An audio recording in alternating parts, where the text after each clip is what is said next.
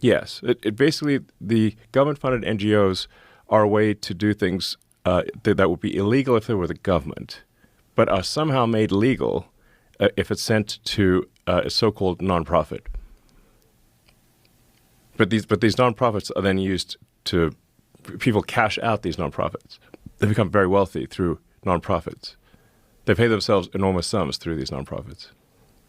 It's so insane that that's been going on for so long. It's a gigantic scam, like one of the biggest, maybe the biggest scam ever. And how many NGOs? I think there's a total number of NGOs, probably millions, but in terms of large NGOs, tens of thousands. I mean, it's actually it's kind of a hack to the system, where someone can get an NGO stood up for a fairly small amount of money. Like George Soros was really good at this. Like George Soros is like a system hacker. Like he figured out how to hack the system. He's a genius at arbitrage.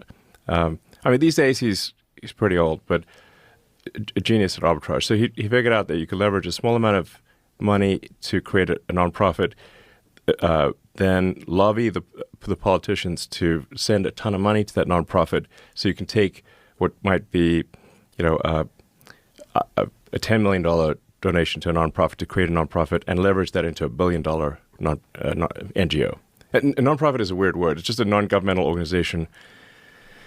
And then the government continues to fund that every year. And it'll have a nice sounding name, like the Institute for Peace or something like that. But really, it's a graft machine. And what are the requirements with that money? What do they have to do? Just really no requirements at all. So they just get grants and the government just assumes that they're doing good work. I think a lot of people in the government know that they're not doing good work. But it's a giant graft machine.